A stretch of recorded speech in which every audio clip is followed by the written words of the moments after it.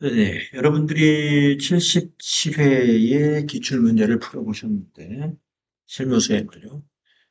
네, 484쪽에 3번에 대한 질문이 있었습니다. 그래서 설명을 해드릴게요. 자, 거래자료 입력 문제의 3번 문제입니다. 대손해 발생과 설정이라는 문제인데요. 자료 설명을 보면은 대한무역의 파산으로 전기에 대손 처리했던 외상 매출 금액 중의 일부가 회수되어 국민은행 보통예금 계좌로 입금이 되었습니다. 라는 거래잖아요. 자, 전기에 대손 처리한 외상 매출금이 회수되었을 때 회계 처리는 어떻게 해야 되느냐? 외상 매출금에 대한 대손 충당금으로 설정하면 된다. 이 사실을 알아야 됩니다. 만약에 전기에 대손 처리한 외상 매출금이 아니라 파드름에 대한 금액이 일부 회수되었다라고 하면은 파드름의 대손 충당금. 이와 같이 해당 매출 채권의 대손 충당금으로 충당해주면 돼요. 그러면 여기서는 외상 매출금이니까 외상 매출금의 개조 과목 코드가 108이거든요. 그러면 여기서 충당하는 그 대손 충당금은 109번으로 충당을 해주면 돼요. 그 다음에 이게 만약에 바드럼으로 문제가 나왔다 그러면 바드럼이 코드가 110이거든요. 그러면 대손충당금은 111번으로 충당을 해주면 됩니다. 자, 그러면은 10월 21일 일반전표에다가 우리가 어떻게 입력을 해야 되느냐.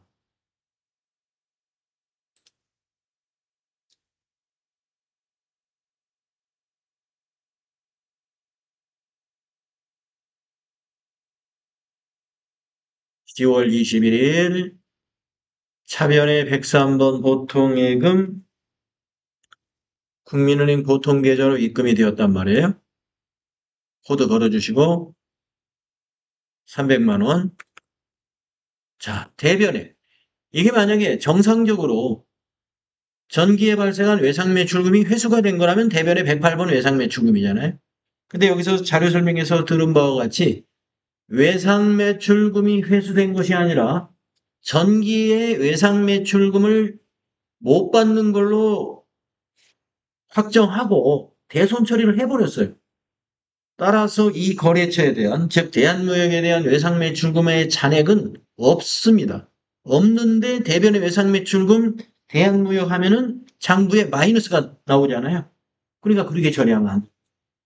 그래서 대변에 109번, 108번 외상매출금이니까 그 다음 코드 109번의 대손 충당금에다가 충당을 해주도록 되어 있습니다.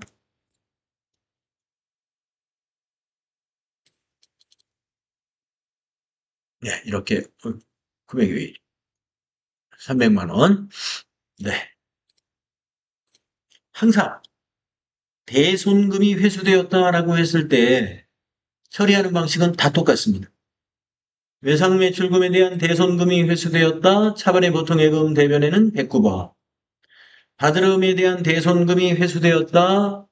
차변의 보통예금 대변에 111번. 단기 대여금에 대한 대손금이 회수되었다. 그러면 단기 대여금 코드가 몇 번이더라? 예, 단기 대여금이 114잖아요. 그러면은 여기다가 115번을 걸어주는 거예요. 115번도 대손 충당. 예. 그래서 항상 해당 채권의 다음 코드, 외상매출금의 다음 코드는 109. 그래서 109번 대손 충당금으로 설정해주면 된다. 네, 이 대손 처리한 매출 채권이 회수되었다는 문제가 제법 자주 나오는 편이에요. 그거는 결산 때 사용할 수가 있는 수동 결산 사항입니다. 예, 언제 사용하느냐면 예를 들어서 우리 회사에 아유 우리 회사의 외상매출 이게 외상매출금 잔액이라고 한번 봅시다. 외상매출금 잔액이 300만 원인데 여기에 대한 1%를 대손으로 예상한다고 문제를 냈어요. 그러면 300만 원의 1%면 3,000원이죠? 3,000원. 3만 원이죠? 3만 원. 그러면 3만 원을 설정해야 되는데, 우리가 항상 결산 때 대손 충당금의 설정은 보충법으로 하거든요. 보충법이라는 건 뭐냐면, 대손 충당금 설정은 결산 때마다 이렇게 충당을 해 두는 것이기 때문에, 결산 전 대손 충당금 잔액이 얼마인가를 확인하거든요. 그래서 합계잔액시산표를 보고 우리가 확인을 하게 되는데, 확인을 했더니 5만 원이 기초 대손 충당금으로 잔액이 남아 있어요. 근데 이번 결산 때는 우리가 3만 원으로 예상을 한다. 그러면 2만 원이 더 많이 설정되어 있는 거죠. 그 2만 원을 바로 환입하는 게 대손 충당금의 환입입니다. 그거는 수동 결산으로 해야 되고, 분개하는 방법은 12월 31일 일반조표에다가 차변의 대손 충당금이에요. 2만 원을, 충당금을 2만 원을 차변에 적으면 감소가 됩니다. 그러면 5만 원이 이제 3만 원으로 줄여들겠죠? 그리고 대변에 기록하는 것이 대손 충당금 환입입니다. 네. 그러면 이 대손 충당금 환입이라는 계정은 재무제표에 어떤 영향을 미치느냐? 대손 충당금 환입은 손익계산서에 영향을 미쳐요. 손익계산서 판매관리비에서 차감을 시켜줍니다. 판매관리비 합계가 만약에 2천만 원이 나왔다. 대손충당금 환입이 2만 원 있었다. 그러면 2천만 원에서 2만 원을 빼준 금액이 판매관리비 합계가 됩니다. 그래서 대손충당금의 환입은 판매관리비의 사감 대정이다. 이렇게 교과서에서 말하고 있죠. 네. 아직까지 결산 문제로 대손충당금 환입이 발생하는 문제를 출제한 적은 한 번인가는 있었던 것 같아요. 예, 제가 기출문제 풀이해서 한 번인가 해준 걸로 기억이 나는데 요즘에 풀었던 거에서는 안 나왔죠.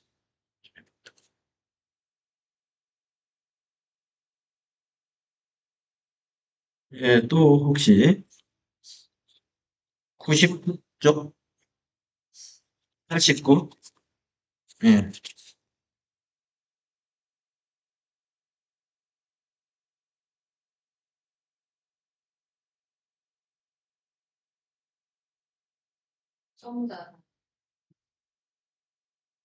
네, 매입인데 세금기산서 매입음로 51번 과세 매입에 해당되나요? 예, 에어컨을 샀군요. 아, 그런데 51번이 아니네요. 자, 에어컨이 비품이니까 매입세 공제가 될 것이다라고 생각을 했는데 자료 설명을 잘 읽어보니까 이 에어컨은 면세 사업에 사무실에 쓰는 에어컨인가 봐요. 예. 면세 사업에 사용한 분에 대해서는 매입세 공제를 못 받습니다. 그래서 이거는 일단 유형을 불공으로 54 유형으로 해가지고 불공제 사유 중에 보면은 가운데쯤에 면세 사업 분이라는 부분이 있어요. 그걸로 불공제 사유는 면세 사업분이라는 부분을 선택을 해주시면 됩니다. 자, 그리고 대금은 다음 달 말일에 지급하기로 했죠. 혼합 분기하시면 됩니다. 네, 전자 세금계산서니까 전자란에 전자 입력해 줘야겠죠. 자, 분계는 이렇게 되겠죠. 차변의 비품이 660만 원이 됩니다. 왜 660만 원이냐? 우리 불공유형이라는 건 뭐냐면은 이 세금이 매입세액이 공제가 안 되는 거잖아요. 그러면 부가세 대급금 분계가 없으니까 이 부가세 대급금을 어디엔가 합쳐야죠. 바로 에어컨의 취득원가에 합치는 겁니다. 에어컨의 취득원가. 그러면 에어컨이 비품이죠. 따라서 아래 분계가 어떻게 되느냐. 상품을 비품으로 고쳐가지고 660만 원 그대로 유지하면 돼요. 네, 660만 원. 아마 상품 660만 원 이렇게 돼 있을 겁니다. 우리가 분계를 하면은. 그리고 대변에다가 이제 외상으로 했으니까 미지급금 660만 원. 이런 분계가 되는 거죠. 예, 그렇습니다. 그렇습니다. 8호 고정자산 등록할 때 그 이 부분에다가 고정자산 등록에 가면은 이제 단기 취득 증가를 입력하는 칸이 있잖아요. 여기에 이제 쭉 거기 주어진 코드와 취득일, 감가상각 방법, 내용 연수 다 입력을 합니다만은 4번에다가 이제 금액을 입력하잖아요. 이때 부가세 포함한 금액을 입력. 비품의 취득원가니까. 네, 불공의 경우에는 부가세 포함한 금액이 그 자산의 취득원가가 됩니다. 그렇습니다.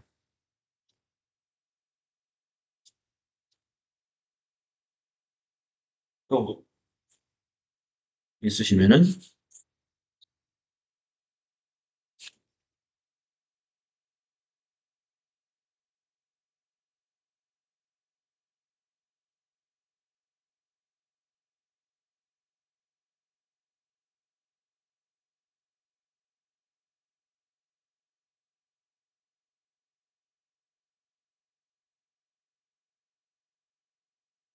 아까 그 5번 문제를 제가 한번 입력을 해보는 걸 보여드릴까요?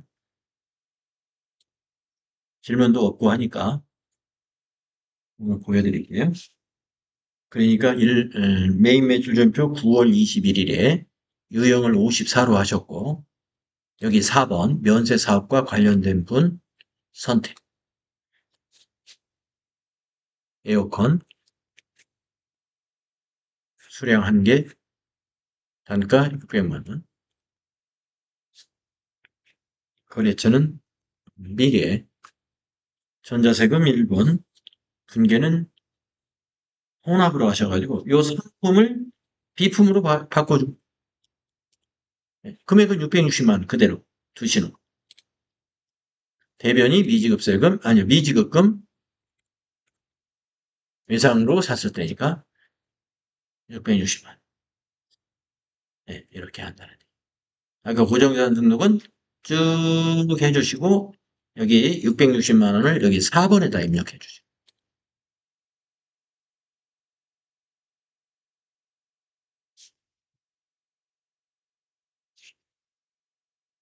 네, 그러면은 77회 실무 수행에 대한 질문은 예, 이 정도 있는 것으로 보고요. 여러분이 시간도 우리 두 분은 지금 시간도 충분한 것 같아요. 자, 그러면은 78회는 좀 쉬었다가 이론에 대한 것은 제가 설명을 먼저 쭉 해드리고 예, 실무 수행은 또 여러분이 하겠습니다. 아예 휴식을 먼저 할게요.